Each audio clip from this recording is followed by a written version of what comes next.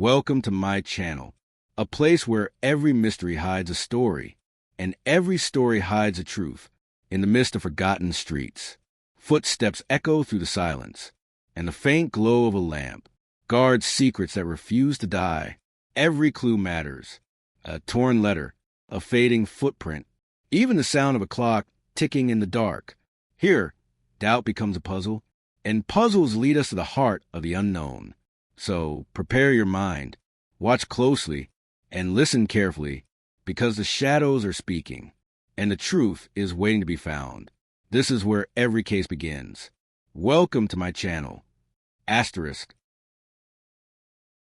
Chapter 1. The Impossible Crime. It was on a rain-heavy evening in late October that a most singular incident befell Baker Street. The gloom beyond our windows was oppressive, the gaslights flickering dully through the mist like watchful eyes suspended in a soupy veil. I had been attending to my notes, transcribing details of our recent encounter with the forger of Chelsea Wharf, when the bell rang not with the nervous urgency of an average client, nor the sluggish clang of a tradesman, but with a sort of grim finality, as though the hand that pressed it had already surrendered to fate. Holmes, sunk deep into his armchair, a violin lying across his lap like a dormant serpent, raised an eyebrow. "That, Watson," he said, "is no ordinary caller. Listen to the weight of the footfall. Not a servant, not a man in haste, yet each step falls heavy. Either we entertain a man exhausted by his own conscience or a far more curious burden." He had scarcely finished the sentence when Mrs. Hudson ushered in the figure.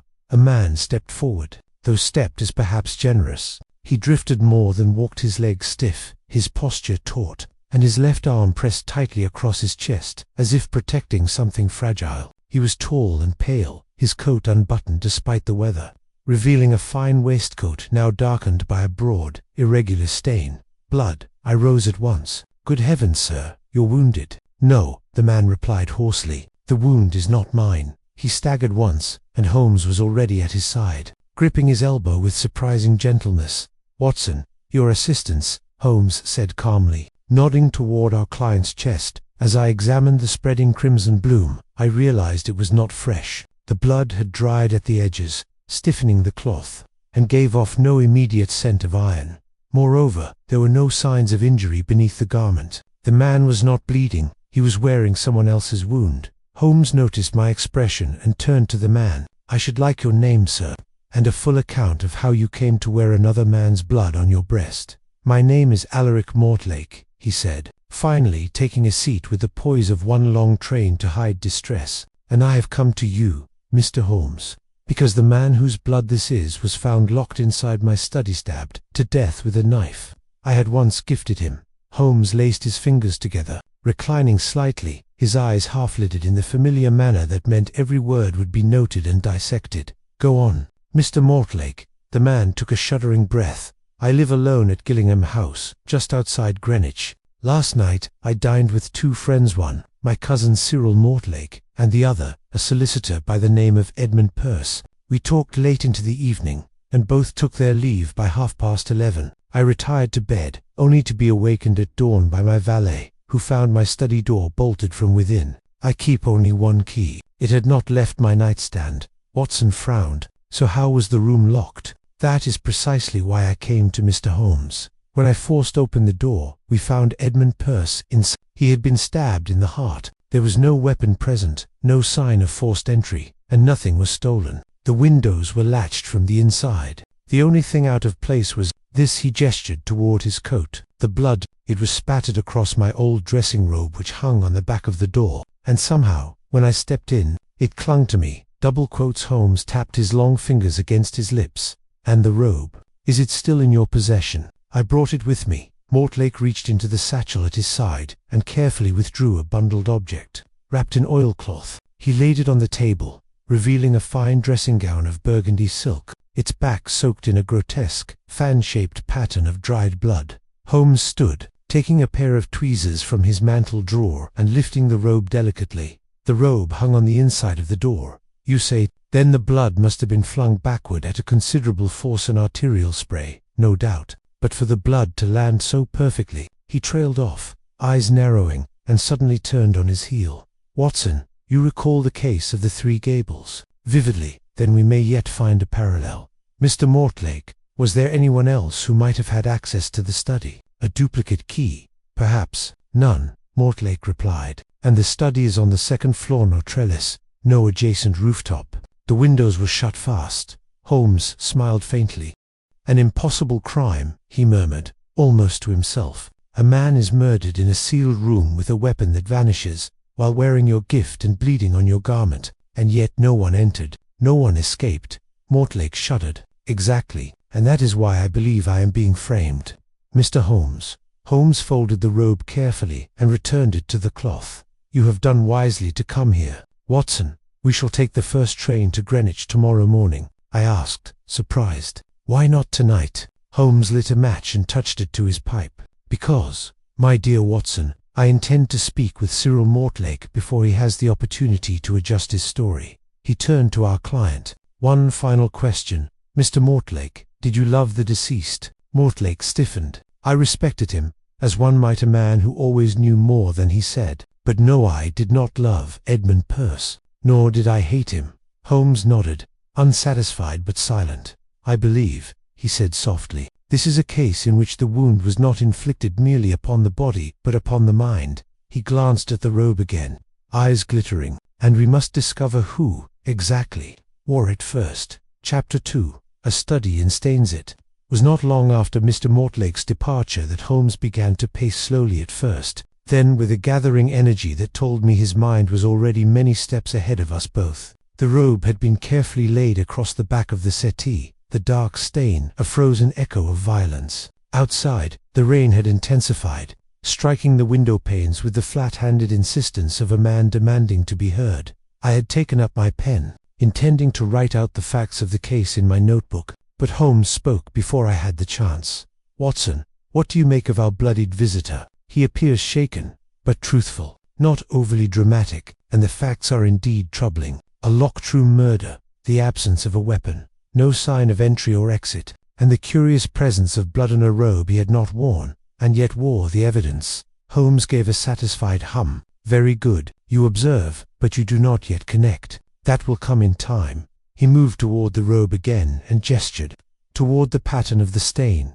You noted the fan-shaped pattern, I trust. Distinct, a fine mist radiating outward. That suggests velocity, an arterial spray. Yes, but from what motion? A stabbing, perhaps, but at such an angle that it passed behind the victim and struck the door. He tapped his fingers together, lost for a moment in calculation. Blood tells its own story, Watson. And this stain speaks of choreography. I leaned forward. You think the murder was staged? I think the presentation was certainly considered, he replied. Mortlake's study may be more than a room, it may be a theatre, and like all stages, we must consider what the audience was meant to see. He turned then, his expression brightening, as it always did when he found a foothold in the dark. Let us, for a moment, consider Edmund Perce, a solicitor, by our client's account, trusted enough to be gifted a knife, an odd gift, I might add, and friendly enough to be invited for an evening of conversation. No signs of robbery, no struggle, from what Mortlake told us. And yet, Perce is dead, and Mortlake's robe wears the blood like a banner, I interjected. If he was being framed, wouldn't it be simpler for the real killer to have planted the knife, or the robe upon him more directly? Holmes smiled. Ah, my dear Watson, your logic is commendable. But the criminal mind, especially the truly dangerous, kindly contents itself with simplicity. It prefers the elaborate, the theatrical, to trap the innocent not only with evidence but with a narrative, one where they appeared to condemn themselves. He stepped back from the robe and approached the fire, striking a match with a sharp flick and lighting the pipe that had sat dormant in his fingers since Mortlake arrived. We must consider another matter, he continued, exhaling a plume of fragrant smoke. The door to the study, bolted from within, the windows latched, a corpse inside, and no way in or out. Like the case of Victor Hatherley and the engineer's thumb, I mused aloud. But in that case, there was a way out, a hidden passage.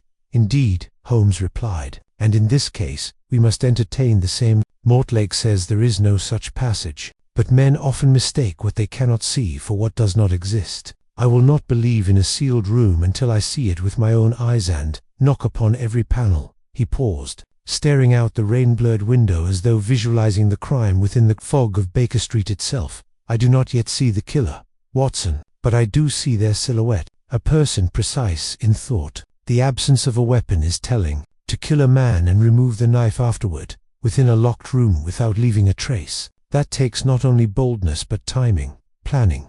Unless Peirce locked the door himself," I offered, perhaps believing he was alone or simply wanted privacy. "An idea worth entertaining," Holmes said. "But in such a case, why not cry for help when he was attacked? Why no noise? A stab to the heart is sudden, yes, but not always silent. Was there a scream? Did Mortlake say?" I shook my head. "He claimed to have slept through the night. His valet woke him." Holmes grunted. "Convenient, though I do not yet doubt his honesty. I reserve judgment. We must meet Cyril Mortlake, and this valet." He turned again, fixing me with his hawkish gaze. "Tell me, Watson, what did you notice about Alaric Mortlake's shoes?" I blinked. "His shoes, precisely. Were they clean or soiled?" I admit I did not look. "They were spotless," Holmes said. "And yet he claims to have entered a blood-spattered room, forced open a locked door, and stood beside a freshly murdered man. Curious, is it not? Unless," I said slowly, "he changed before coming to us, or had them polished."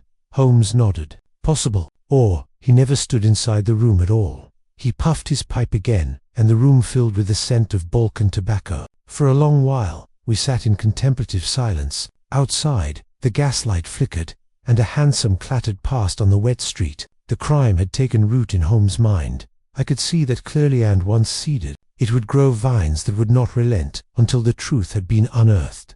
Then, as though hearing an internal bell, Holmes stood briskly. "Come, Watson, pack your bag lightly. We leave on the 9:15 to Greenwich tomorrow. And tonight," he said, smiling faintly, "we rest. Tomorrow, we begin digging through the soil and see if the Garden of Gillingham House hides more than one buried secret." Chapter 3. A Scene of Deception. It was a grey and heavy morning when Holmes and I disembarked at the Greenwich station. The sky, a low-hanging vault of pewter, threatening further rain. Gillingham House lay a half-mile from the station, beyond a narrowing lane lined with wind-worried oaks. The house itself, when it came into view, struck me at once with a sense of arrested time. A long, red-bricked structure with narrow gables and mullioned windows, stooped under the weight of ivy and memory. It looked the sort of house that held secrets even when no crime had occurred. Holmes regarded it with quiet interest as we passed through its iron gate, the crunch of gravel beneath our feet marking the only sound in the somber hush of morning. "Observe the curtains, Watson," he said softly. "First floor, right side." I followed his gaze. The curtains were drawn, but uneven one side sagged, as if yanked in haste. "Do you suppose someone was watching for us?" I asked. "Or for someone else," Holmes replied. "Either way, it is always worth noting which windows. Pay attention." We were admitted by a solemn-faced manservant of indeterminate age who introduced himself simply as Hodge. His manner was that of a man who had been recently shouted at and had since retreated into a personal vow of silence. He led us through a dim corridor lined with ancestral portraits to the study at the rear of the house. "This is how we found it," Sir Hodge murmured, opening the door with deliberate care. Mr. Mortlake said to disturb nothing. The study bore the unmistakable scent of death, faintly metallic, and yet not overpowering, as though the room had taken in the tragedy and digested it quietly overnight. It was rectangular, its far wall lined with bookshelves, and the furniture within was arranged with a neatness that seemed unshaken by the violence it had witnessed. In the center of the room stood a large mahogany desk, and beside it, marked clearly upon the Turkish rug, was the dark imprint of a man's final collapse. The outline of the body had been disturbed, but not erased, and at its center the rug bore a rusted stain like a birthmark. Holmes crouched low at once, fingers hovering a mere inch above the stain, not touching it but feeling it as though it might still speak. "Here he fell," he murmured, "and bled quickly. It was not a slow death." He stood and gestured to the door behind us. The robe hung there. Yes, I confirmed, on the hook behind the door. "Then the angle of the spray matches," Holmes said. "He was stabbed while standing, perhaps facing the desk. The blood projected backward onto the robe, and then he fell." "What do you make of the lack of spatter elsewhere?" I looked about the room. Apart from the rug and the robe which we had left at Baker Street, the rest of the space was curiously No stray droplets on the walls or the desk. Not even the chair bore signs of the struggle. "It's too clean," I said, as though the attack was planned for that precise spot. "Just so," Holmes replied, eyes glittering. "A performance with measured angles." He moved to the window and examined the latch. It was engaged and dust had settled thickly along its frame no egress there. He turned to the bookshelves next, scanning them rapidly, then drawing out a single volume, a worn copy of the Meditations of Marcus Aurelius. "Interesting," he murmured, flicking through the pages. "The edge of this volume has been scratched. Look here, Watson." I peered at the spine. It had a faint but deliberate gouge across the leather, almost invisible unless turned directly to the light. "Do you suspect a hidden compartment?" "No," Holmes said, replacing the book. "But I suspect someone removed something from the shelves and quickly. They replaced this volume out of order. See how its edge protrudes just slightly beyond the others. A minor thing, but it tells a story." He turned back to the desk. Its surface was fastidiously clear, save for a blotter, an inkwell, and a small brass letter opener shaped like a Holmes tapped it once, then twice. "Not the weapon," he said, disappointed. "Too short and dull." The fatal blow pierced the heart with precision. "The medical report states the blade entered between the third and fourth ribs." I finished, angled slightly upward. Holmes nodded, which rules out a random struggle. The killer had knowledge of anatomy or very steady nerves. He opened the drawers of the desk one by one, rifling gently through their contents. Ledgers, correspondence, a matchbox with 2 matches missing, and a bottle of violet ink. He paused suddenly, lifting a folded slip of paper from the far corner of the drawer. "What have we here?" He opened it carefully. It was a half-burned page, its lower edge singed and curling inward. The remaining text was handwritten, meticulous, double quotes, ... "You must understand that should this reach the wrong hands, it could ruin not only the agreement, but the foundation upon which." Holmes raised his eyebrows. "A confession, or blackmail. Could it be related to Edmund Purce's work?" I asked. He was a solicitor. "Legal affairs often tread close to personal ruin." "Possibly," Holmes said, slipping the note into his coat pocket. "We shall see if Mortlake recognizes the hand."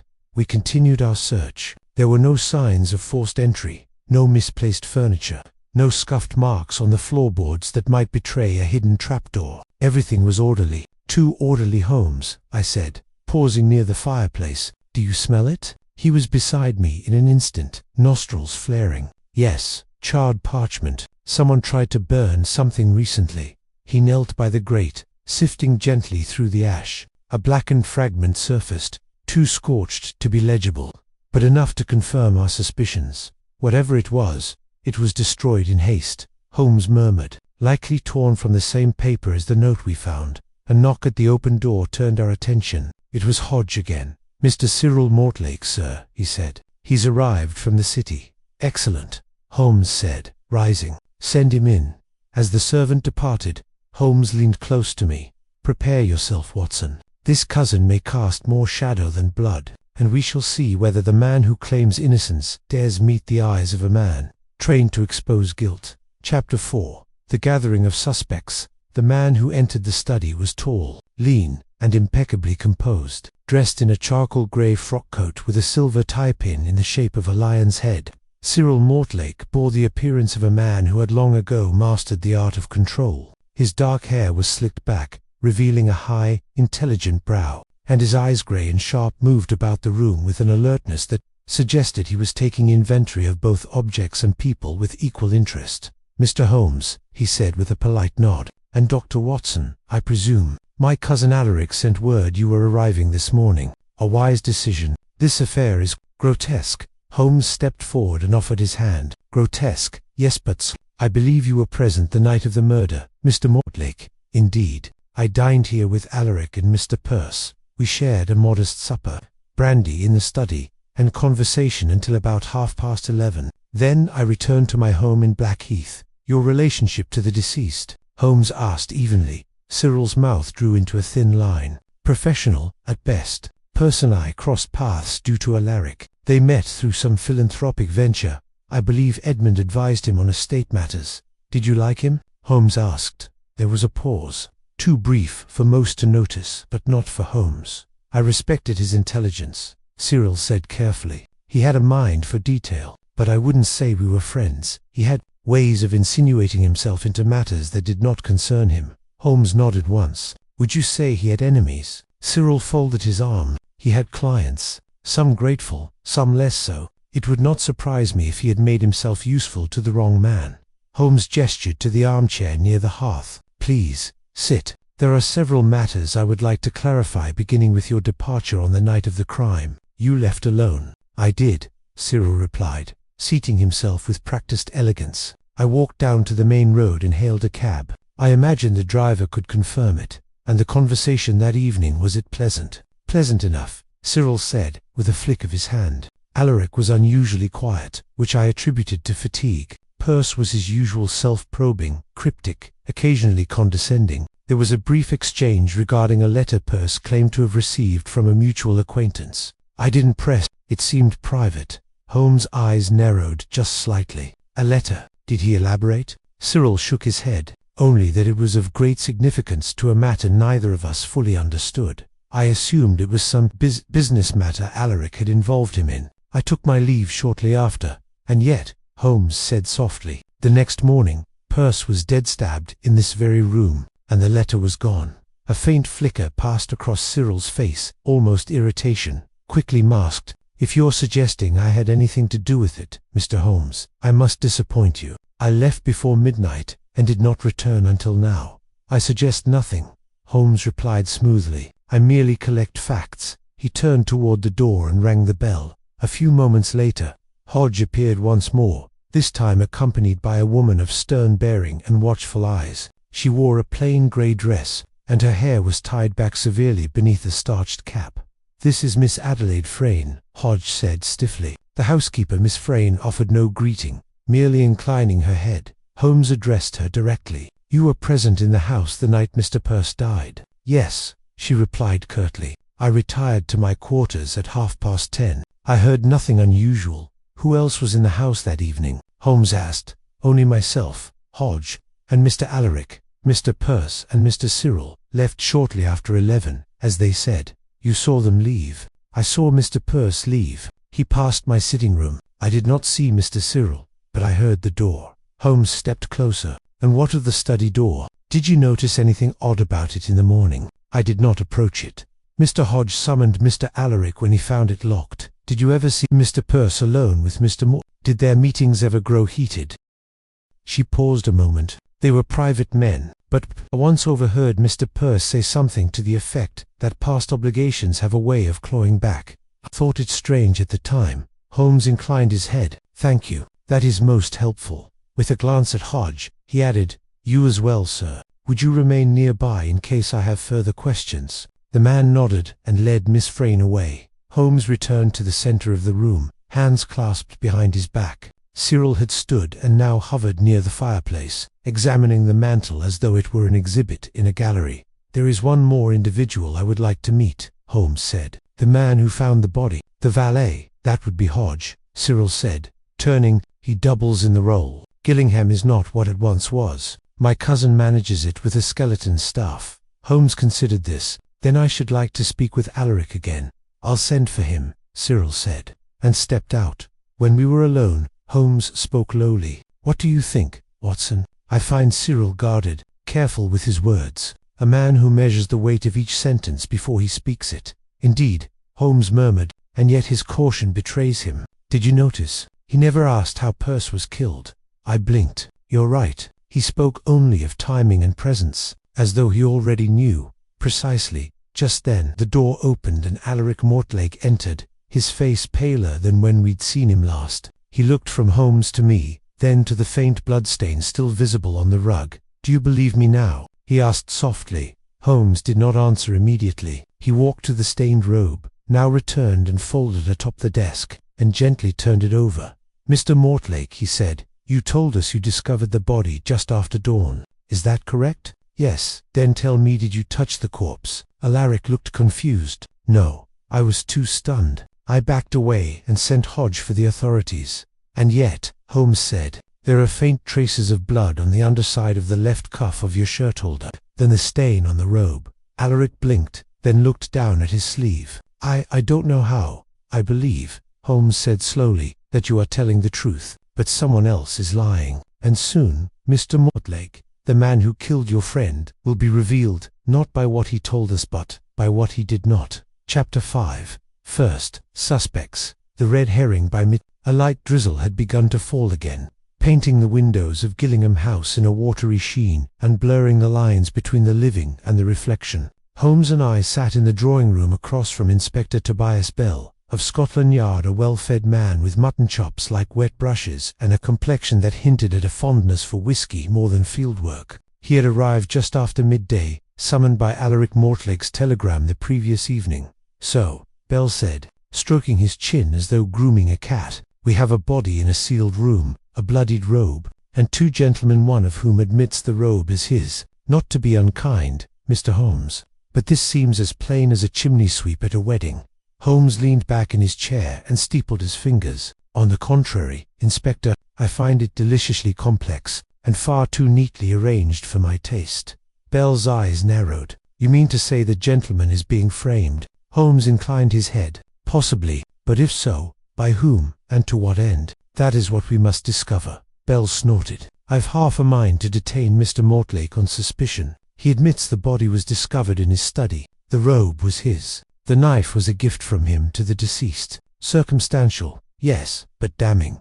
"You're chasing a shadow," Holmes replied mildly. "I advise you not to act hastily. The true killer benefits from such haste." Bell rose, frustrated. "Well, then perhaps you can enlighten us, Mr. Holmes. Do you have an alternative suspect?" Holmes stood and walked to the hearth, where he took a long look at the dying embers before turning back to us. "Let us examine the motive," he said. "What was gained by Percy's death? Alaric Mortlake claims no ill will toward the man. Cyril Mortlake, while guarded, has no clear reason to wish him harm. Miss Frayne and Hodge were servants, but I would like to look more closely at Hodge's statement." "Which part?" I asked. "He claims he found the study door locked from within and raised the alarm, but he did not mention the time, nor have we asked him where he was prior to making the discovery." Bell scratched his beard. "What are you suggesting? That the servant did it?" "Not suggesting, merely considering. If someone had access to the house and knowledge of its layout, they could have used the robe hung prominently on the inside of the door as a sort of canvas,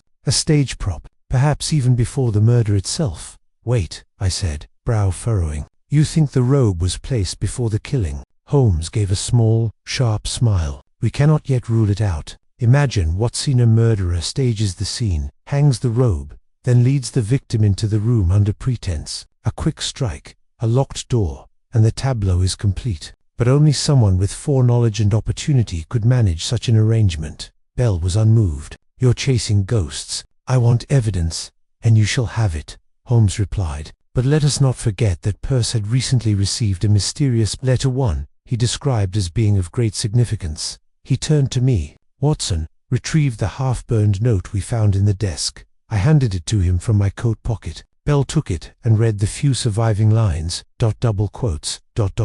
"You must understand that should this reach the wrong hands, it could ruin not only the agreement, but the foundation upon which could be business." Bell muttered. "Could be blackmail, could be a lover's spat." "Precisely," Holmes said, "but it hints at hidden dealings, matters unknown even to Alaric, which leads me to believe that Perce was playing a game of his own." At that moment, the door opened and Miss Frayne entered uninvited, but clearly with purpose. Her eyes flicked to Bell, then to Holmes. "Pardon, but I thought it best, you know," she said. "I've just found something peculiar in Mr. Perce's guest chamber." Holmes rose at once. "Show me." We followed her to a small bedroom on the second floor. The bed was neatly made, and the wash basin empty, but she pointed to the floor beneath the dressing table. I was dusting. When I noticed this, she pulled aside the rug to reveal a leather valise, tucked half under the table. Holmes knelt and opened it. Inside lay a stack of documents, several folders tied with green ribbon, and a small velvet pouch. "Ah," Holmes murmured, lifting the pouch. He opened it carefully to reveal a signet ring, heavy and old set, with an intaglio crest of a rampant boar. Bell squinted. "That's not Mortlake's crest, is it?" Holmes shook his head. "No. I believe this belongs to the family of Edmund Perce's former client Viscount Doran." Bell frowned. "That name rings a bell. Didn't the Viscount's wife perish in some scandal last year?" "She died under curious circumstances," Holmes said. There were whispers of a concealed affair. Perce acted as their legal intermediary during the estate battle, and here we have, in his luggage, a ring long thought lost belonging to the late Lady Doran's family. Bell looked troubled now. Blackmail, then, or something darker, Holmes replied. Why did Perce have the ring? Was he hiding it, selling it, using it as leverage? He sorted through the documents. Several were coded correspondences, financial ledgers, and one unsigned letter referencing a transfer of property that had never been publicly recorded. This is a trove of secrets, Holmes murmured. Enough to destroy several reputations. Bell looked convinced now. Then perhaps the motive lies not with the Mortlake's, but with someone from Perce's past. Not necessarily, Holmes said. We must still consider that Cyril Mortlake may have known Perce's intentions. If this ring was shown to him perhaps during their last conversation, it might have prompted a desperate action. Bell nodded slowly. I'll speak to Cyril again, see if he recognizes the crest. Holmes gently replaced the documents. Do so, and I shall speak to Hodge. As we exited the room, I whispered, Do you truly suspect Hodge, Holmes? I suspect nothing yet, he replied, but I observe everything. The killer left us a stage. Now we must determine which actor rehearsed their part too well. Chapter 6. The Secret Clue. A Hidden Inconsistency. Afternoon deepened with a silvery gloom that clung to the hallways of Gillingham House. Outside, rain fell in a relentless drizzle, pattering like whispers on the windows. Inside, the air had grown tenser. Each person, a potential suspect. Each word carefully weighed. Holmes had retired to the library with a cup of unsweetened tea, and the documents found in Perce's valise. He spread them across a reading table, his keen eyes dancing from one ledger to the next, brow occasionally tightening, then relaxing again as patterns formed. I sat in a nearby armchair, reviewing my notes. The signet ring, what does it suggest to you, Holmes? That Perce held leverage over someone, he replied without looking up. The Doran crest is no trinket. If this ring was thought lost, and Perce kept it concealed, it may have been a token used in blackmail, or, double P double quotes. He tapped a page with his finger, perhaps it was insurance. I leaned forward. Insurance? Holmes nodded. A man such as Perce, ambitious, discreet, and dangerously clever, would understand the value of collateral. He may have intended to use the ring, not for profit, but for protection. You mean he feared for his life? Possibly, or at the very least, anticipated treachery. Holmes's eyes narrowed. There's more here, Watson, look. He passed me a folded letter marked with faint burn marks on its edges. It had been hidden between two receipts, its contents penned in a looping feminine hand, double quotes, and if you proceed with the confession, know that you dragged more than yourself into the fire. There are others who will not forgive the unearthing of what was meant to be buried, I read it twice, then met Holmes's eyes. A warning, indeed. Though unsigned, I suspect it's from someone intimately connected to the Doran estate. It also reveals Perce intended to make some confession or revelation, but of what nature, we do not yet know. Holmes stood and moved to the fireplace. We must revisit the crime scene. There is still something in that study that gnaws at me. The study had remained untouched, cordoned off under Bell's instruction. Holmes and I entered it once again, the air inside heavy and stale. Watson, cast your eyes about. What do you see? I scanned the room, the bookshelves, the overturned chair, the hearth with cold ashes, the thick crimson robe draped over the inner hook of the door. The bloodstains on the rug had dried into a dark, rusted patch beneath the desk. I see the same as before, I admitted. Nothing has changed, but something has. Or rather, something was never quite right, Holmes murmured. He moved to the door and studied the robe. Here, observe. He reached up and lifted the robe from the hook. Behind it, partially obscured by the heavy velvet folds, was a small key in brass, and set into a secondary keyhole carved just beneath the main lock. Good Lord, I whispered. A secondary lock. Precisely, a concealed deadbolt, and more importantly, it's set from the outside. Holmes turned the key, and the deadbolt clicked with a faint metallic sigh. The door appears to have been locked from within, he continued, but someone with knowledge of this mechanism could have sealed it from outside after committing the murder. The robe served to conceal the keyhole. This was no desperate act of violence, it was staged. So Hodge, or anyone with access to this door, could have done it. I murmured. Holmes nodded. Indeed, but only one who knew of the hidden bolt would have used it, which narrows our field significantly. He knelt beside the blood-stained rug. The blood is consistent with a clean strike to the neck, quick, efficient, no signs of struggle, no defensive wounds noted on the body by the coroner's report. He paused. But look closely here. I stepped beside him and saw what he indicated.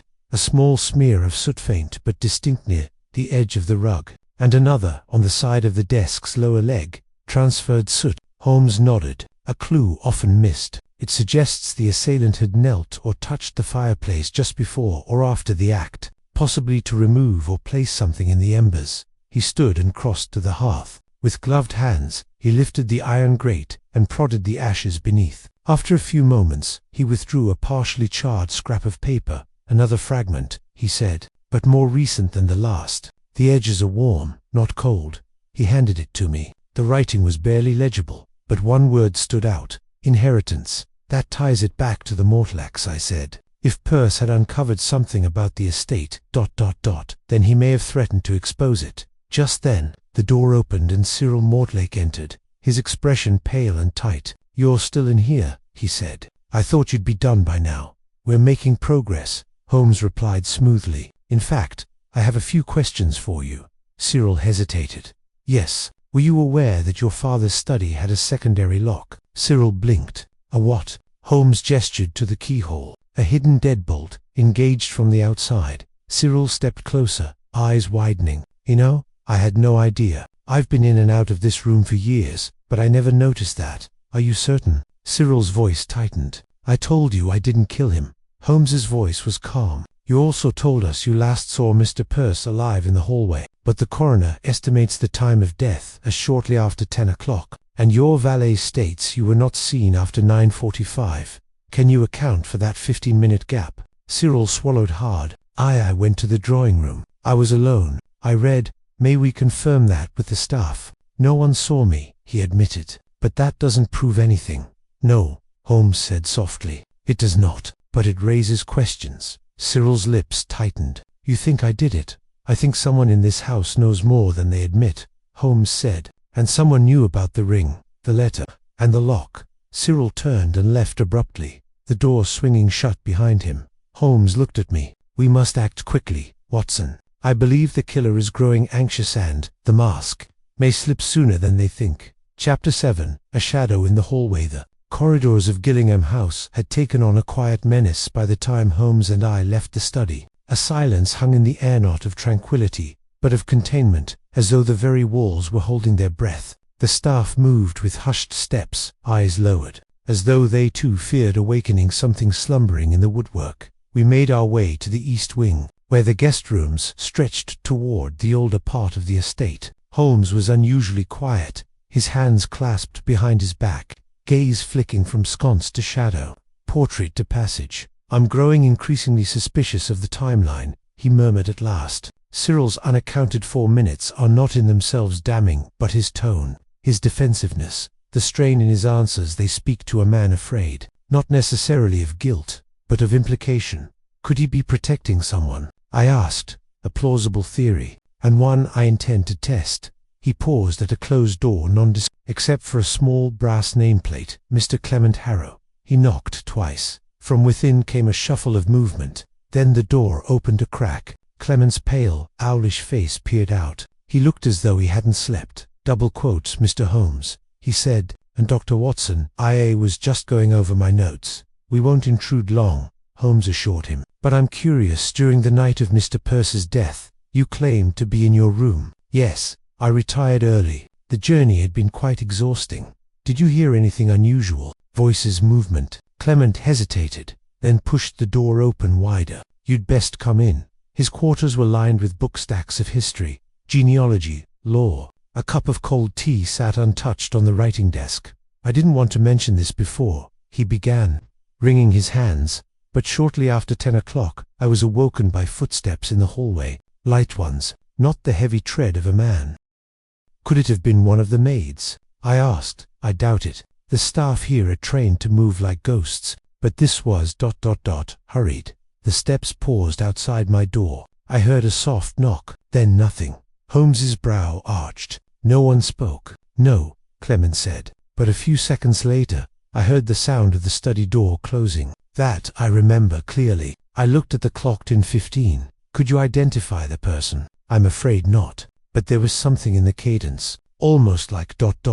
He frowned. A limp, yes, a slight dragging of one foot. Holmes's eyes sharpened. You're certain? Quite. We exchanged glances. I recalled now that Annie, the housemaid, had mentioned Lady Doran walking with a cane. We left Clement and proceeded swiftly to the drawing-room. There, Lady Agatha Doran sat alone by the fire, a book open in her lap. Her cane leaned nearby, within easy reach. The flickering hearth cast her angular features into sharp relief, her gaze distant as though staring through the flames and into some secret memory. Holmes did not announce himself at first. He stepped to the mantel and examined a clock ticking softly upon it. 10:15, he murmured. An interesting hour. Lady Doran did not look up. Is it? That was the time Mr. Perce is estimated to have died, Holmes said gently. Her eyes lifted then, calm, unreadable. So the coroner believes. You have a keen sense of time, Lady Doran. Would you mind sharing where you were at that precise moment? She closed her book.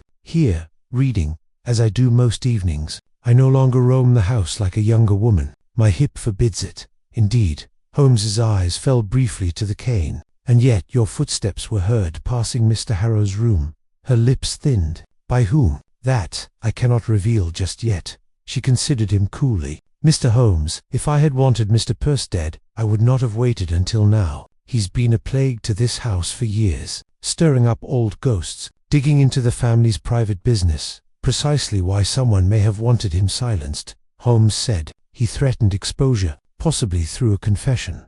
Her eyes flickered, just barely. He made many threats. Most of them are empty. And yet you didn't deny being near the study at 10:15, I said. She turned to me slowly. I will neither confirm nor deny idle speculation. You should focus your efforts where they are needed, on whoever stood to lose the most from whatever Perce uncovered. And who might that be? Holmes asked quietly. Lady Doran stared into the fire. Everyone. Back in our quarters, Holmes lit his pipe and stood by the rain-streaked window, his silhouette outlined against the stormy twilight.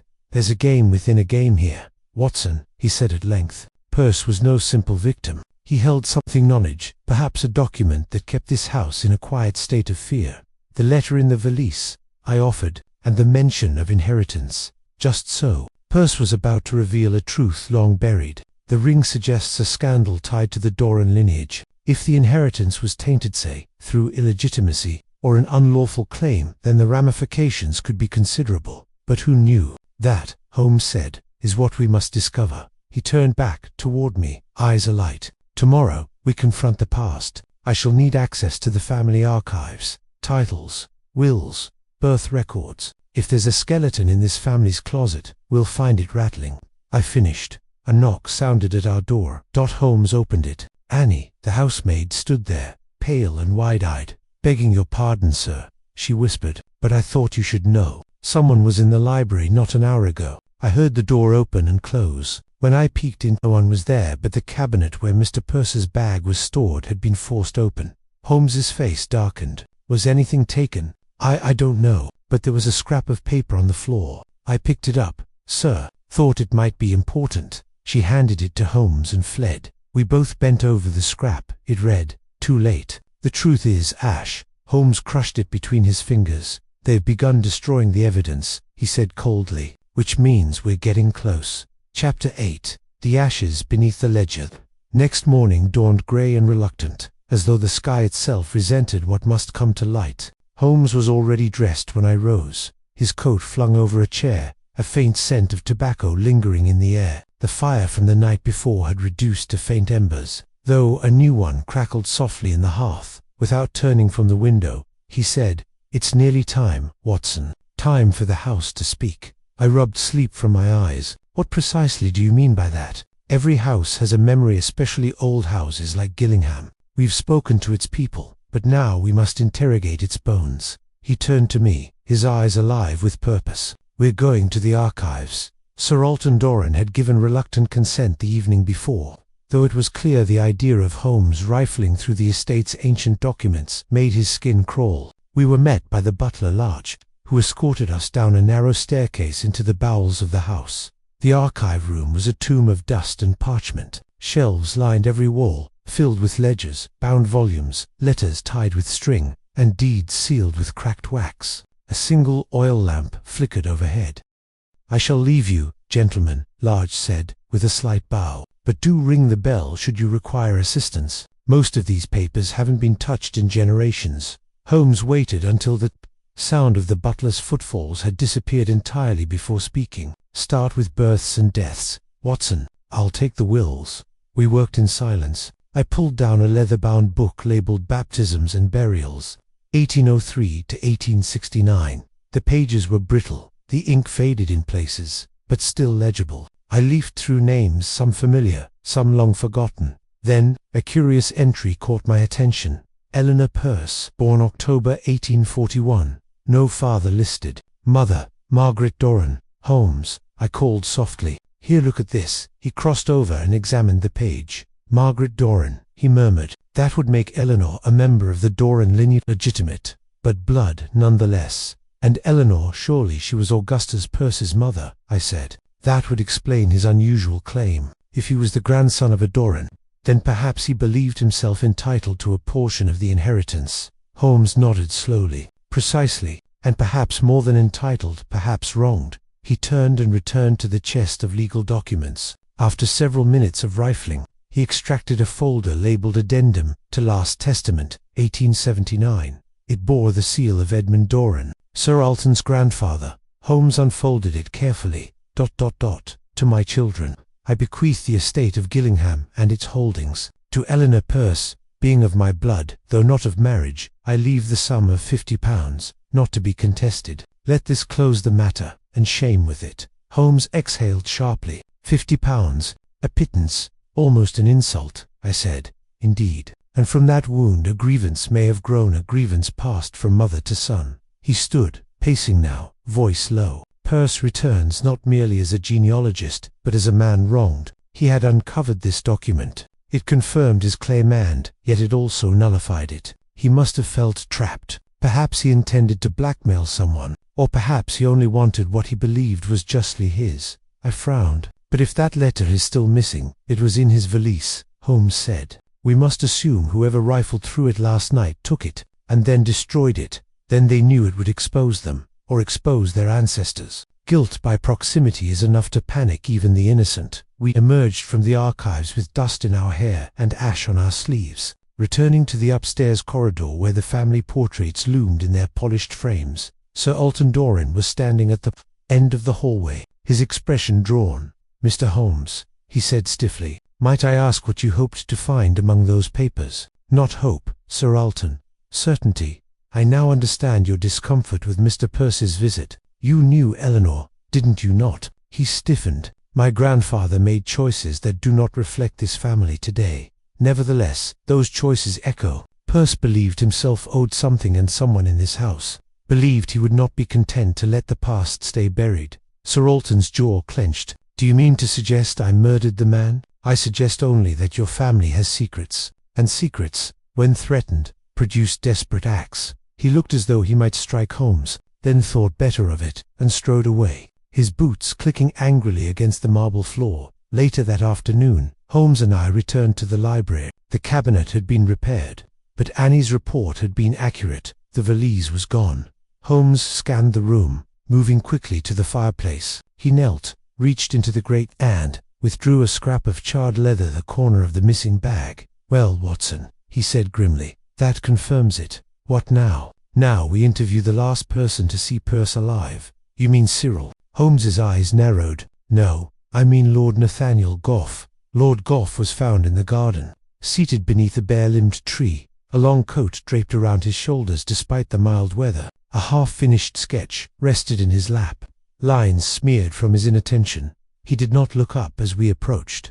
"Mr. Holmes," he said flatly, "you've come to accuse me, no doubt." "Only to speak," Holmes said, "though I must say, your manner is remarkably defensive for a man who has not yet asked a single question." Lord Gough sighed. "Set the sketch aside. I suppose I should be. Everyone's wondering which of us did it, which of us had enough to lose."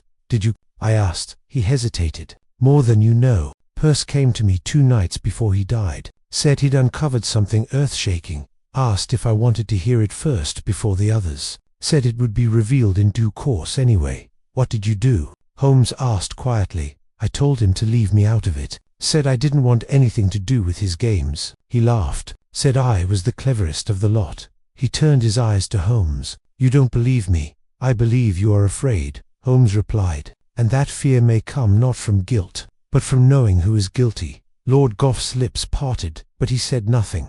Holmes knelt before him. If you know anything, now is the time. A second crime may be coming. The young man blinked. Second. Holmes rose. Whoever killed Augustus Perce is now destroying the evidence. That rarely ends with paper. As we walked back to our rooms, Holmes's expression was unreadable. The corridor was dim in the late afternoon light, but as we approached our door, he stopped abruptly. A letter was wedged beneath it. He picked it up and unfolded it silently. There was no signature, only a single sentence, written in an elegant, deliberate hand. Ask her what happened in the garden the summer of 1862.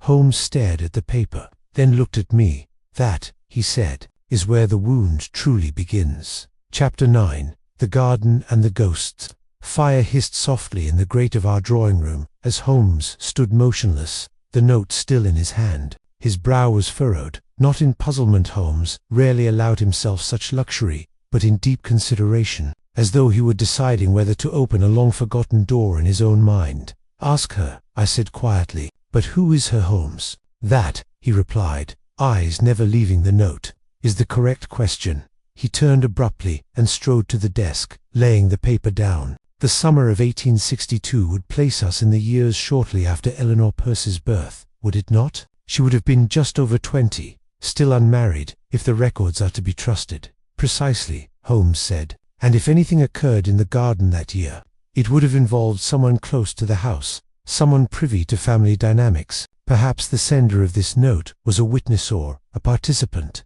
He leaned against the mantel, fingers steepled. There are 3 women in this house of appropriate age. Lady Margaret, Sir Alton's sister, the housekeeper, Mrs. Greaves, and old Miss Anstruther, the reclusive cousin, whose portrait seems to follow one down the hallway. I raised an eyebrow. Miss Anstruther, but she's practically a ghost herself. Holmes's eyes gleamed. Ghosts leave shadows, Watson, and shadows carry stories. We began with Lady Margaret. She was in the conservatory, surrounded by the fragrance of crushed lavender and mint. She had the proud bearing of her lineage, but there was a tiredness behind her eyes that no nobility could mask. You've come to question me, Mr. Holmes, she said at once, without preamble. I come only to inquire. I received this. He passed her the note. An unsigned message referring to the garden in the summer of 1862. Do you know to what it refers? Lady Margaret held the paper delicately, like something that might stain her fingers. Her lips thinned as she read, but her expression did not change. I was barely 16 then, she said, a girl in petticoats. The garden was my world, though. That summer, she paused. Holmes waited, patient as a statue. I remember my cousin Eleanor staying with us. She continued at last. She was beautiful, spirited, not at all like the rest of us. She hated this place, I think, though she never said it aloud. That summer she often walked alone, especially near the West Grove. I followed her once. There was someone with her. A man. I couldn't see his face. Could it have been someone from the village? Possibly, she said, but I remember thinking he didn't move like a laborer. He held her wrist, not in violence, but with urgency, like something was ending. Do you remember anything else? She hesitated. I heard shouting one evening outside. It was late. Then silence. The next morning Eleanor was gone. Mother said she had returned to her father's house, but I never saw her again, and you asked no questions. Lady Margaret's smile was brittle. We were Dorans, Mr. Holmes. In this house, asking questions was considered a failure of breeding. Holmes said little as we left the conservatory. Outside, the wind stirred the hedges, carrying with it the rustling sighs of distant trees. I believe, he said slowly, that Lady Margaret is telling the truth, but she saw only the surface. The real heart of that summer lies with Eleanor and whoever met her in that garden. We have only the thinnest lead. I said, then let us go to the thinnest place in the house. He meant Miss Anstruther. Miss Cordelia. Anstruther lived in what was once the nursery wing, a forgotten corner at the top of the east tower. Her maid answered our knock, leading us into a dimly lit room heavy with the scent of dried rose petals and old powder. Dozens of porcelain figurines lined the walls, their painted eyes gleaming in the half-light. Miss Anstruther herself sat in her backed chair, wrapped in layers of shawls despite the warmth. Her hair was thin and white, her eyes clouded but oddly perceptive. "Well, well," she said in a voice like rustling silk. "Mr. Holmes and Dr. Watson, how curious to find detectives in my drawing room. Or has it become fashionable to visit the elderly now?" Holmes bowed slightly. "We have a question of memory, Miss On. A summer long ago, Etienne 62. We believe you may recall what happened in the garden that year." She was silent for a long moment. Then she said, "Someone remembered that." Holmes said nothing. Miss Anstruther's eyes grew distant. "She was pregnant, you know, Eleanor. I remember her leaning over the railing in that white muslin dress, one hand pressed against her belly like she couldn't decide whether to cradle it or curse it. She never married. According to records," I said. Double quotes, "No, because there was no wedding, only scandal. My Aunt Margaret Doran's mother was livid when she found out. Called the child a bastard before it was even born. There was screaming, crying, and then Eleanor vanished." Holmes leaned forward. "Who was the father?" A bitter smile touched Miss Anstruther's lips. "That, my dear Mr. Holmes, was the worst part. They never told me, but I saw him once from the window. He was arguing with her beneath the arbor. I couldn't hear the words, only the rhythm, back and forth, desperate. He wore gloves, even in the summer. Did he look familiar?" She paused. "In profile, he looked like Edmund, the patriarch." She nodded slowly. "He denied it, of course, said it was a cousin or a clerk, but the child was sent away. Eleanor too, and no one mentioned it again." As we left, Holmes was uncharacteristically quiet. We returned to the west garden, walking slowly past the overgrown hedges and frost-bitten flower bed. The late afternoon sun cast long shadows over the gravel path. "The father may have been Edmund Doran himself," Holmes said at last. "And if so, then Augustus Perce wasn't simply a descendant. He may have been the son of Edmund, and Eleanor making him the rightful heir to Gillingham." "Good heavens," I breathed. "But that would also make Sir Alton's claim potentially void," Holmes finished grimly. "If a legitimate will were altered, or if Edmund married Eleanor in secret, Perce could be the legal heir, and someone in this house knew," I said. "Someone," Holmes echoed, "who feared the past returning in the form of a man with the same eyes." He looked out over the garden, now cast in a dull orange glow by the setting sun. "We have a motive, Watson. What we now require is proof." As we returned to the house, a figure appeared at the far end of the corridor. It was Cyril, the timid cousin, his face pale and drawn. He stumbled forward, clutching a small, leather-bound journal. "I found it," he whispered, "behind the wainscot, in the green drawing room. It's his Persis." Holmes took the book from him carefully, opening the first page. His eyes scanned quickly, then narrowed. "Well, well," he murmured, "this changes everything." Chapter 10. The Journal of the Lost Bloodline. Their drawing room had grown dim with the failing afternoon light, when Holmes, Watson, and young Cyril gathered around the low table where the battered journal now lay open, its pages discolored with age and marked in a hurried, angular hand. Holmes turned the pages with careful precision, his gaze sharp and unwavering. Each line seemed to etch itself deeper into the contours of his mind. Cyril sat across from him, wringing his hands, his eyes darting anxiously from the detective to the journal and back again. "This belonged to Augustus Perce?" Holmes asked without looking up. Cyril nodded. "Yes, I found it hidden behind a panel in the green room. I used to play there as a boy and remembered the loose board. I think he meant for it to be found, or perhaps he meant to return it." Holmes tapped a finger against the page. "It appears to be both a personal log and a record of a quiet investigation. Perce was hunting for something he suspected was buried beneath the house's respectable silence." He began reading aloud, voice calm and clipped. "I have seen her face now in 3 portraits. In the attic, in the West Hall, and once, hidden behind a torn dust sheet. Always the same eyes, always the same expression, a kind of defiant sorrow. She is my mother. I know it now. Not a guess, a certainty. I can feel it in my bones. The ledger in the estate's accounts mentions a payment to a midwife in 1863, a quiet payment made from Edmund Doran's personal funds. It coincides with Eleanor's disappearance.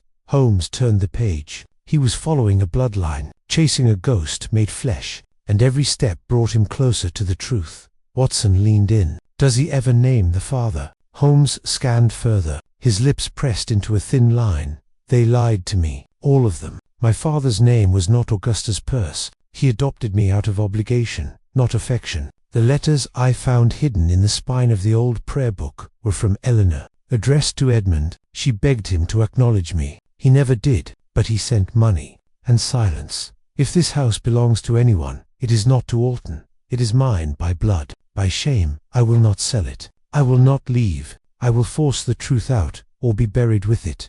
A chill hung in the room. The flicker of the fire seemed to dance like a nervous heartbeat against the far wall. Holmes, Watson said softly. Do you believe it? I believe he believed it, Holmes replied, and that makes it dangerous. He stood abruptly, pacing the length of the room. If Peirce uncovered his true lineage, it would explain much the secrecy, the silence from Sir Alton, the unease among the servants, and if he intended to make it public, to contest the inheritance, ... double quotes. Holmes turned to Cyril. Was there anyone Peirce confided in, anyone he trusted? Cyril shook his head. Not that I know of. He was solitary, suspicious of everyone, but he spent long hours in the library. Said he was working on restoring something. The will, Holmes muttered, or a journal, something binding, something he could use. He returned to the table and turned the journal's last page. A note had been written in red ink, its words hurried and blotted. If I am found, know that it was not suicide. They will say I was mad. I am not. I am blood of Doran. I have the ring. I have the letter. God forgive them. Watson sucked in a breath. The ring. Holmes closed the journal gently. A signet ring, perhaps, the kind only a Doran heir would possess. And the letter, a marriage contract, or a confession. If it still exists, Watson added grimly. Holmes looked to the fire, eyes distant. It must be found, Watson, before someone else does. Cyril stirred. You think someone in the house killed him? I think someone in this house had everything to lose, Holmes said, and when men like that are cornered by the truth, they do not hesitate. As the wind howled faintly outside and the fire sputtered lower, Holmes turned his gaze to the window. Outside, the darkness gathered. Inside, the past clawed its way up through every locked door and silenced whisper, and the truth waited somewhere in the walls. Chapter 11. The ring beneath the stair, the house, with its curling corridors and worn velvet drapes, had taken on a heavier silence by morning. A sullen rain tapped faintly on the panes of the great hall as Holmes, Watson, and Cyril descended the staircase, each step groaning under their feet like a house reluctant to yield its secrets. Holmes moved with purpose. He paused on the third landing, his hand hovering over the banister's curve, then descended further into the gloom of the west wing. The air was damper there, as if the walls had soaked up the decay of generations and refused to let it go. Peirce believed the proof of his parentage lay hidden, Holmes said over his shoulder, and his final note named two items, the ring and the letter. A Doran signet ring would not be worn openly if one feared murder, which means it was hidden somewhere close, somewhere sacred. Sacred, Watson echoed. Or personal, Holmes replied. A place where one might hide an heirloom away from prying eyes. The green room offered the journal, but I believe the second clue lies even closer to the heart of the house. He turned sharply and stepped into a narrow, curving stairwell that led down toward the old chapel beneath the west gallery, a forgotten part of the house, long unused since the turn of the century. Cyril flinched as the shadows thickened and the musty scent of damp stone and mildew crept around them. I haven't been down here in years, Cyril said quietly. The chapel is sealed off. No one prays there anymore. Holmes produced a lantern and lit it. The flicker of the flame cast stretching shapes along the walls. He raised it and pointed toward the base of the stair. There, half concealed behind a crumbling plaster niche, was a loose flagstone. Holmes knelt, set the lantern beside him, and ran his fingers along the edges. See here, scratch marks, recent, despite the dust. Someone removed this, but clumsily. He wedged his fingers beneath the edge and lifted. The stone gave way with a reluctant groan. Beneath it, wrapped in faded blue cloth, was a small silver box. Watson crouched beside him as Holmes unwrapped the bundle with great care. Inside, nestled on worn velvet, lay a ring-thick gold set with a carved black stone bearing the Doran family crest. a crowned lion above crossed swords. Alongside it, sealed with dark wax, was a letter. Cyril inhaled sharply. The crest. That's the family ring. Holmes nodded. And likely the only unbroken proof of Augustus Percy's claim. The letter may tell us more. He lifted the envelope and examined the seal-edged, brittle, but intact. Do we open it? Watson asked. Holmes turned to Cyril. This may be your family's undoing, or its reckoning. Do you wish to proceed? Cyril hesitated. Then, with a steady voice, said, if it answers the questions that have been buried with him, yes. Holmes broke the seal. The letter, written in a flowing, confident hand, began with the salutation. To my son Holmes read aloud. You were born of a love the world would never accept. Your mother, Eleanor, bore you in silence while I preserved my place in society through cowardice. I abandoned you. I have spent every year since regretting that sin. I write this not to reclaim you, but to ensure that the truth is never lost. You are of the Doran line. Let no man ever tell you otherwise. Watson looked stricken. It's a confession. Holmes folded the letter and returned it gently to the box. A private one, never delivered. Percy must have found it after Edmund's death, likely kept it as his last shield. He was ready to use it, Cyril said quietly, to stand up to my uncle. That's why he was killed. Holmes stood. Perhaps, but we cannot accuse yet not, without knowing who else knew of this box, or who had the most to lose if it were found. Watson took the box and sealed it once more in the blue cloth. What now? Holmes turned toward the stairs. Now, we find the one who followed Percy's footsteps, hand-killed to ensure no one else did, as they ascended into the dim light above. The truth grew heavier in their pockets, but Holmes knew that secrets unearthed were like ghosts. They did not vanish, they lingered, and they demanded answers, and someone in the house had heard them stir. Chapter 12. Whispers from the attic at the wind had begun to rise by mid, pressing against the windows with soft moans, as if the house itself had grown uneasy. Holmes stood in the drawing-room, the box containing the ring and letter now secured in his overcoat pocket. He had remained uncharacteristically still for some time, his brow furrowed, his eyes fixed on the flame flickering inside the grate. There is still a voice missing, he murmured at last, as Watson poured him tea, a voice that watched this house from above. Above? Watson asked, offering him the cup. The attic, Holmes said. We have scoured the rooms of the living, but there are places where secrets are not buried but merely shelved. Cyril, seated by the fire, looked up. The attic has been locked for years. Ever since my grandfather's study was moved downstairs, the staff keep away from it. It's full of dust, old trunks, broken furniture. No one goes there. All the more reason for someone to use it, Holmes replied. Without another word, he rose and led the way to the central stairwell, where a second set of steps wound up toward the top floor. Dust coated the railings, undisturbed for years. At the top, a heavy wooden door stood crooked in its frame. The lock rusted but intact. Holmes produced a small roll of tools from his pocket and knelt. Curious, he said, glancing at the floor. Scrape marks. Someone else has forced their way in recently. The lock gave after a few gentle tugs and a satisfying click. The door creaked open, revealing a wide space beneath the eaves, long, low-beamed and cold, with motes of dust swirling in the shafts of fading daylight. Old furniture sat draped in cloth, and cardboard boxes lined the walls like forgotten tombstones. Holmes moved quietly across the boards, his footfalls echoing. Look for signs of occupation, a footprint, a misplaced cloth, anything new in this graveyard of memory. Watson walked toward the far end, where a stack of crates leaned against the wall. Holmes, he called, here someone's cleared a space. Beneath the window, a narrow cot had been assembled. The bedding was crude blankets bundled over a sagging mattress, but it was recent. A candle stub sat in a chipped saucer. Beside it, a leather-bound notebook. Holmes picked it up. Ink still fresh. Our watcher has been chronicling. He flipped open the cover. Inside were lines of erratic, slanted writing.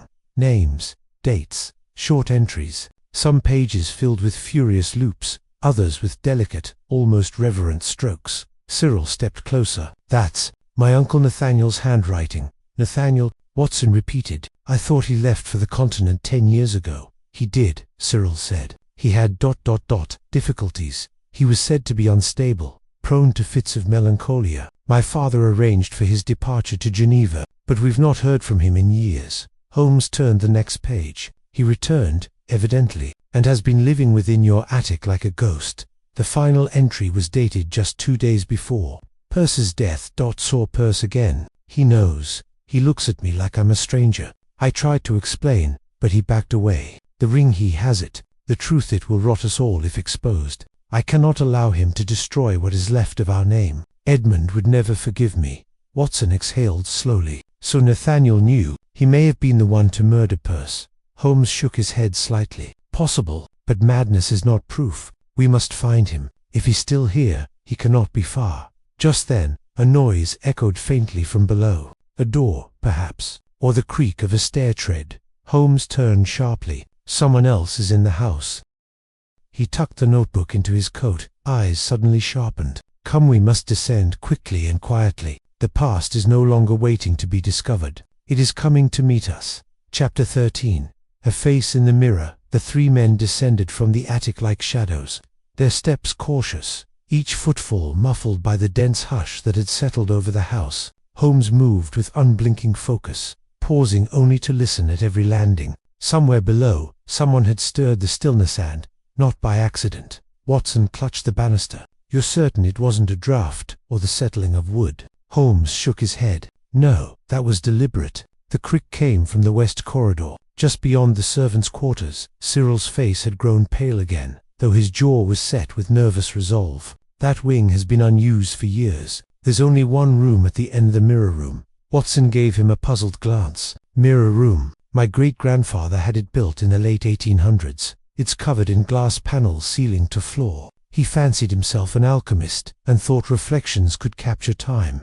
Holmes offered no remark, but the glint in his eye sharpened as he motioned them forward. They passed down the west corridor, the air colder, the windows smaller. Dust lay thick on the floorboards, but a clear path had been disturbed. Light footprints trailing toward the door at the far end. Holmes examined the tracks. Recent, less than half an hour. He's still here. They reached the door. It was ajar, swinging lightly on its hinges. Holmes pressed it open, and the three stepped inside. The room was a chamber of light and illusion. Floor to ceiling mirrors lined every wall. Glass glittered under the rays of the dying afternoon sun, breaking the room into 1,000 fractured reflections. The air smelled of age and dry paper. Each movement echoed with infinite mimicry. There, Holmes said, pointing. By the back wall, a man crouched behind a stack of broken mirror frames. His clothes were worn, hair shaggy, face gaunt and pale, but his eyes were bright alert, darting from one reflection to another like a hunted animal. He clutched something to his chest, a small tin box. Nathaniel, Cyril asked softly. The man's gaze locked onto his nephew's reflection, though not directly at him. Don't come closer, he rasped. You shouldn't have brought them here. We didn't know you were here, Cyril replied, stepping forward. I thought you were in Geneva. We were told lies, Nathaniel snapped. Father sent me away to be forgotten, but I remembered everything. Holmes took a careful step, keeping his voice calm. Mr. Grayson, your presence is not a crime, but Perce Barrow is dead, murdered, and we believe you may know why. Nathaniel's jaw clenched. He found the letters, the ring. I told him to stop, but he wouldn't. Said the truth had a right to be known.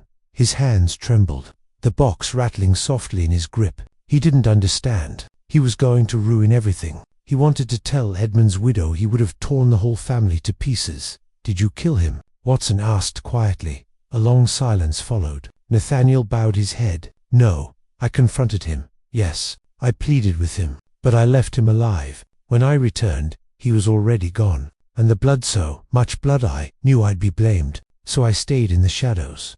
Holmes's eyes narrowed. Then someone else struck the final blow, and they knew you were here. Nathaniel's eyes darted toward the far wall. One mirror, cracked clean down the center, tilted slightly from the frame. They watched. I wasn't the only one in the house that night. Holmes followed his gaze. Then you must give me the box. Nathaniel hesitated, then handed it over with trembling fingers. Inside lay more letters, photographs, and a faded newspaper clipping. Holmes flipped through quickly, his expression unreadable. One page caught his attention, a portrait photograph, sepia-toned and brittle with age. A man with stern features and a striking resemblance to Cyril. Nathaniel, Holmes asked, who else knew of these letters? No one, he replied, except Perce. And perhaps the housekeeper. I once saw her lingering in the corridor after I dropped a page near the library. I thought nothing of it then. Holmes turned sharply. Mrs. Harrow, she's been here since father's time. Knew every corner of the house better than we did. The mirror to the right of Watson's shoulder flickered, slightly, then a breath. Holmes raised a hand. Get down. The three ducked as a pane of glass exploded above them. Something sharp and fast had been thrown through it. A woman stood near the doorway, her features stiff with fury. Mrs. Harrow, her hands clenched at her sides. You were never meant to see those, she hissed. They would have destroyed everything I worked for. Nathaniel rose slowly. You killed him. Her eyes did not waver. He was going to speak to the press. I couldn't allow it. Holmes stepped forward. It's over, Mrs. Harrow. You've been watching them all like dolls in a house of mirrors. But this game ends now. Chapter 14. The Secret Beneath the Ash. Harrow stood frozen for a moment longer, the shards of the shattered mirror glinting around her like fallen stars. Her hand twitched toward her coat pocket, but Holmes's voice cut cleanly through the air. I would not.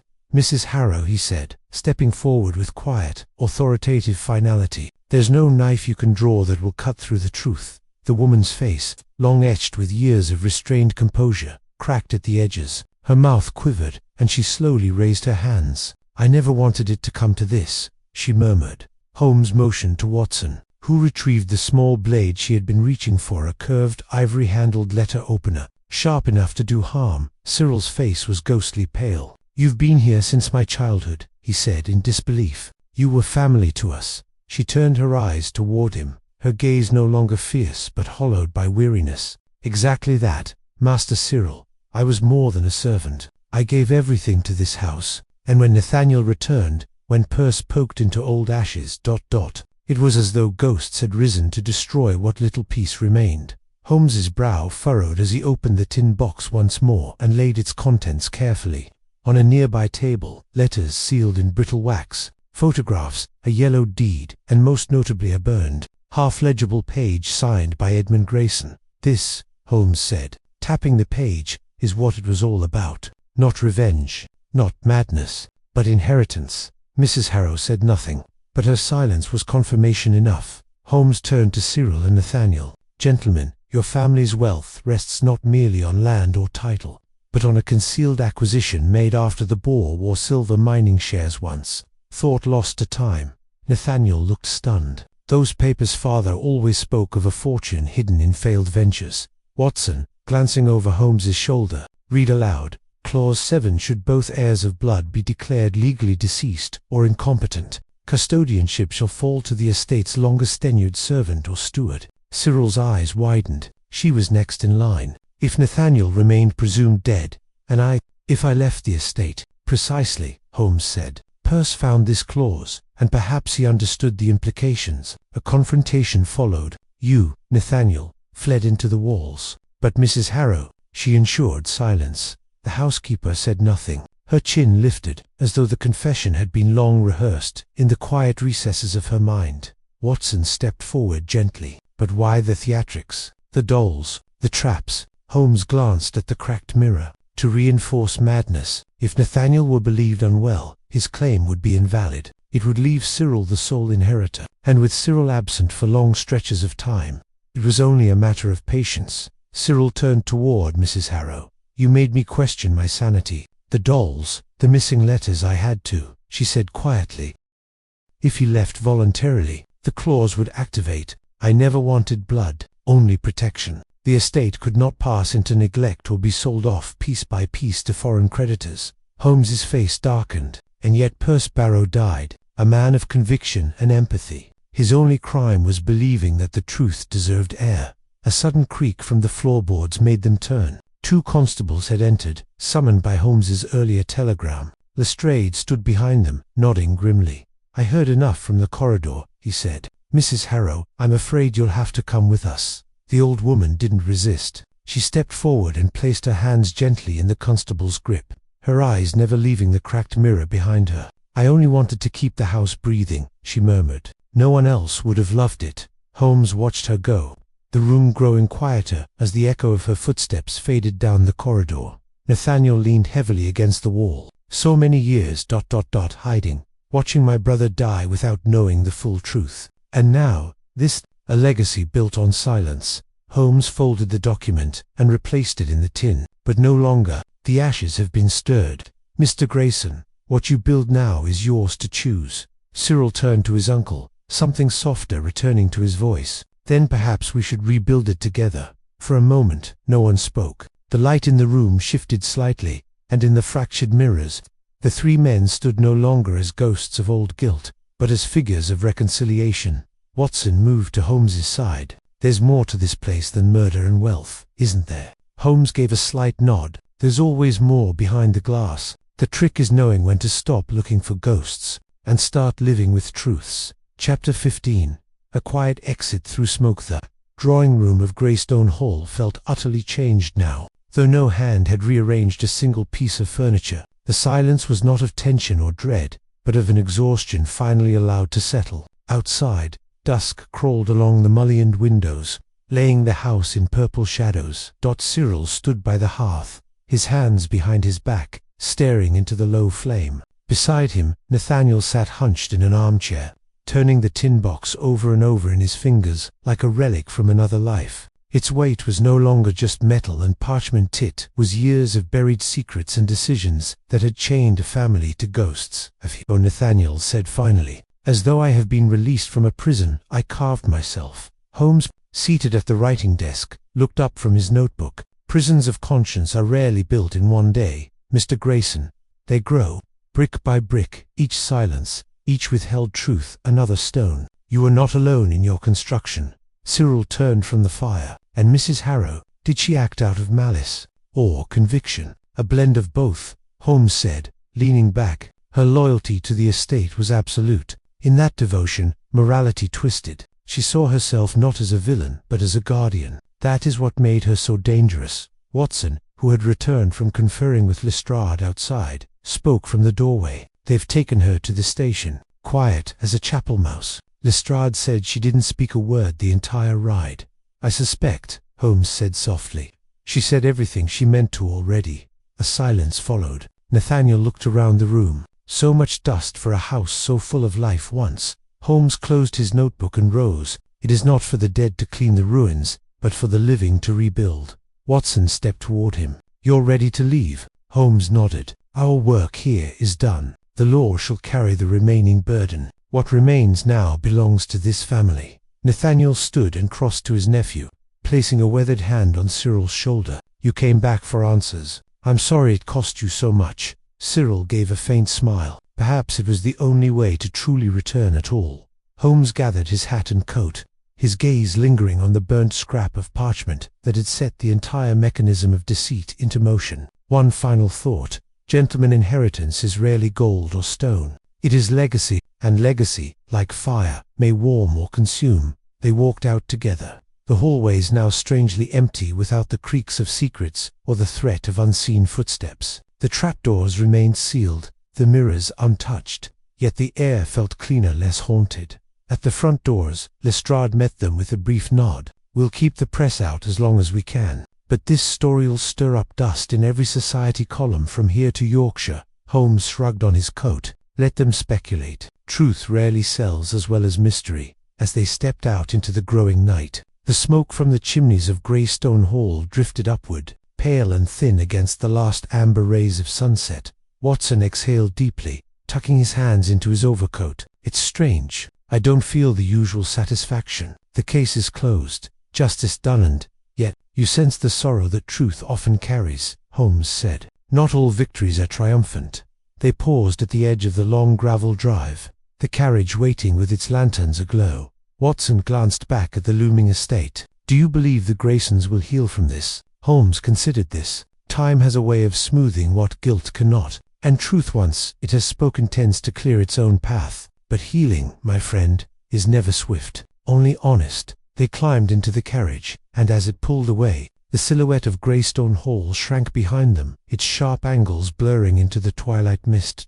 Inside the great house, Cyril and Nathaniel stood at the threshold, two men finally facing the wreckage of their shared past, no longer divided by ghosts, no longer ruled by silence. A single light glowed in the upstairs window, and within its flickering amber halo, the future waited quietly to be written. A letter never meant to be sent. The train back to London rolled steadily through the quiet countryside, its rhythmic clatter on the tracks offering a kind of meditative calm. Holmes sat across from me, eyes half-lidded, fingers steepled beneath his chin in the posture I had come to associate with deep, silent thought. I did not disturb him. Between us, on the seat, lay a letter. Its seal was broken, but its presence still held a certain gravity. It was discovered by Lestrade after Mrs. Harrow's arrest, found tucked behind a loose panel in the writing desk in her chamber. She had never posted it, yet its content was a final, desperate confession. I had read it once. Holmes had read it 3 times. She never intended for anyone to find it, I said at last, the silence beginning to stretch too far. And yet she wrote it, carefully, as if needing to speak despite knowing no one would hear. Holmes's eyes opened slowly. It is the paradox of guilt. Even the most secretive soul craves a listener. The letter was her mirror, something into which she could pour her truest face, away from the masks she wore. I looked again at the parchment. The writing, tight and slanted, bore the wear of many revisions. Scratched out lines, entire paragraphs rewritten. She had fought with herself over every word. She spoke of Lord Osric as if he were still alive. I murmured, described his voice, his disappointment, even his scent. It's as if she never moved past the moment of his death.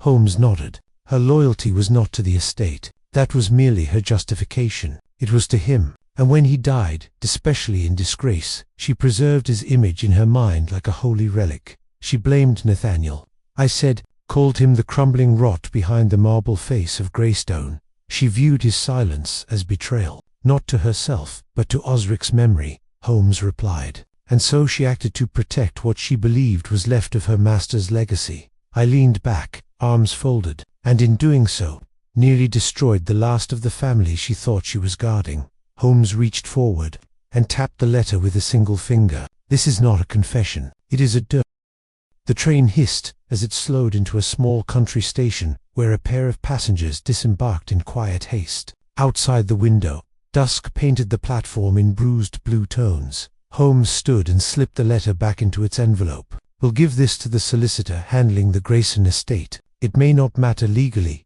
but the truth deserves to sit among the other records of that house. And the boys, he will need time, Holmes said, but he's young enough to begin again. More importantly, he is wise enough to choose differently. I looked out the window. Do you ever wonder if some mysteries leave a mark, not in solving them, but in having known them? Holmes tilted his head. Of course, that is what distinguishes a true case from a mere puzzle. A puzzle amuses. A case transforms. The train lurched forward again, beginning its final stretch toward the city. Holmes returned to his seat, and a faint smile curled on his lips. Though I will admit, Watson, there is a peculiar melancholy in a mystery that folds so neatly, one almost begins to suspect life of being tidy. I chuckled. It's not. We've just managed to corner one of its stray threads. A comfortable silence fell again, and for a time we sat in thought. The world outside darkened, fields giving way to towns, towns to the outskirts of London. Before the lights of Baker Street could greet us once more, Holmes murmured, "Do you know what I find most fascinating, Watson?" I looked at him. She never signed the letter.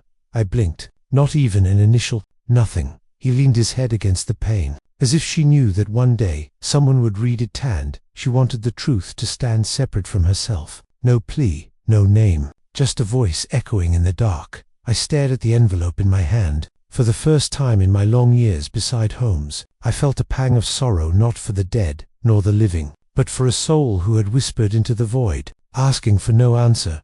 Chapter 17. The footsteps at 1:30. The clock in our Baker Street parlour struck 1, its solemn toll muffled beneath the steady drizzle outside. I had just returned from a late call to Queen Charlotte's Hospital, and was attempting to dry my coat by the fire, when Holmes, seated in his armchair with eyes fixed on the dying embers, said without turning, "You met Mrs. Claypole on your way up." I paused. I did. She was just leaving. How did you? The faint scent of rose geranium oil, and the damp spot by the umbrella stand. She always leans it too far left. He gestured lazily. No need to be impressed, Watson. Some habits are more predictable than rain. I chuckled and poured myself a cup of the now lukewarm tea Mrs. Hudson had left. She asked, "After you?" Apparently she's read about the Greystone affair in the Telegraph and believes her. brother-in-law is being swindled by a fortune-teller." Holmes waved his hand dismissively. "Another week, another charlatan." Then, more thoughtfully, "Though speaking of peculiar things, have you noticed the footsteps?" "The what?" He leaned forward. "At night, around 1:30, light, deliberate pacing in the hallway, not from within the building, from the landing." I frowned. "Perhaps another tenant. No one else keeps such hours here apart from you, and you never drag your heel quite so consciously. These steps are different, almost rehearsed, as though marking time." I set my cup down. "Have you investigated?" "Twice. By the time I reach the landing, all is silent. But last night, I did something different. I left a hair across the stairwell, very fine, nearly invisible unless disturbed, and it was snapped." Holmes rose then, went to the window, and pushed the curtain aside. Rain streaked the pane. Outside, the gas lamp flickered, its light catching the slick cobbles below. He turned to me. "Watson, I believe someone is watching this house." I blinked. "Because of the Greystone case?" "Possibly, but it feels ... disjointed. Whoever it is, they're not attempting contact, nor surveillance in the typical sense. It's more like," he paused, searching for the right word, "a ritual, performed nightly, precisely, almost theatrical. And the constables would laugh me out of the yard, unless there's a break-in or corpse. Lestrade won't lose sleep over a set of damp footprints." I nodded slowly. "So what do we do?" Holmes's eyes gleamed. "We listened that night." We sat in silence. The fire had burned low, and I had taken up residence in the shadowed corner by the bureau. Holmes sat upright in his chair, eyes closed, fingers pressed together. Outside, the rain eased, replaced by a hush broken only by the occasional carriage groaning past. At precisely 1:30, I heard it, a footstep, then another, deliberate, measured, not loud, not hurried. I held my breath. Holmes didn't move. The steps continued, about 10 of them, then ceased. A pause followed. Then, slowly, they retraced up, down. Then silence. Holmes rose noiselessly and opened the door. He stepped into the hallway. I followed behind him, heart thudding. The stairwell yawned before us, dark and empty. No figure, no sound. But on the wooden floor of the landing, faint impressions glistened beneath the gaslight. Bootprints. They vanished halfway down the stairs. Holmes crouched, inspecting the marks. "No mud," he whispered, "just damp. They didn't come from the street." He stood, eyes narrowing. "Watson, we are not being watched from the outside." I looked at him. "Then from where?" Holmes did not answer immediately. Instead, he returned inside, moved to the bureau, and retrieved something from the drawer. A folded scrap of parchment. The envelope we had taken from Greystone. "What if," he murmured, "this ritual is not for us?" I stared. "Holmes, what are you suggesting?" He tapped the letter once. "There is an old belief, Watson, that confessions unheeded will seek ears of their own, like a prayer whispered without a God. Perhaps we left the door ajar, and something else stepped in." I felt a chill crawl up my spine. "Are you speaking metaphorically?" Holmes met my gaze. "I wish I were." Chapter 18. The truth at 1:45 the hour was late, and the lamp in our sitting room burned with a weary glow. Holmes stood with his back to the fire, the Greystone letter laid upon the table between us. His expression was grim, no trace of his usual cool irony or aloof precision.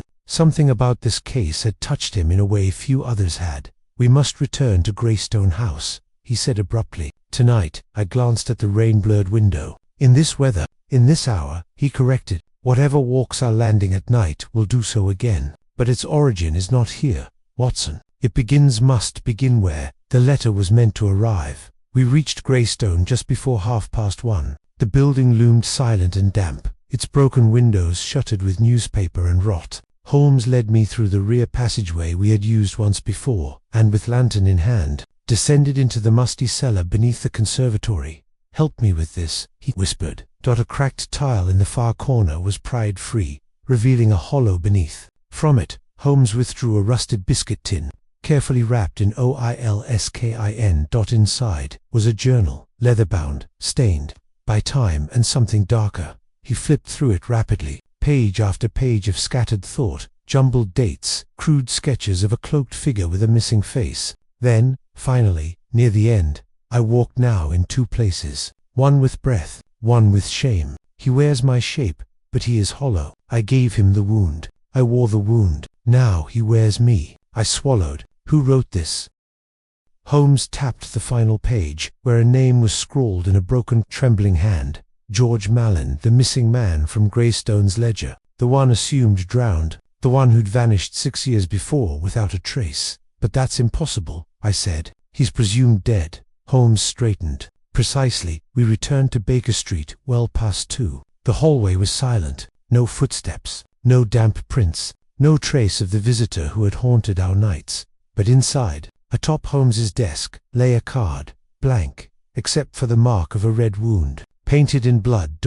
It was the following morning, grey and quiet, when Holmes summoned Inspector Lestrade to our rooms. There was never a man named Silas Vent, Holmes said, as Lestrade looked incredulously over the journal. No, Silas Vent, the inspector repeated, but he owned Greystone, he forged the deeds, stole Mallin's identity after his disappearance. The real Mallin was unstable, clearly suffering some mental collapse, worsened by isolation. It appears he developed an alternate persona, fractured self, whom he referred to as the Hollow One. When Mallin vanished, Vent stepped in, but not from nowhere. Lestrade raised an eyebrow. You'd think they were the same person. Holmes shook his head. I think Silas Vent killed George Mallin.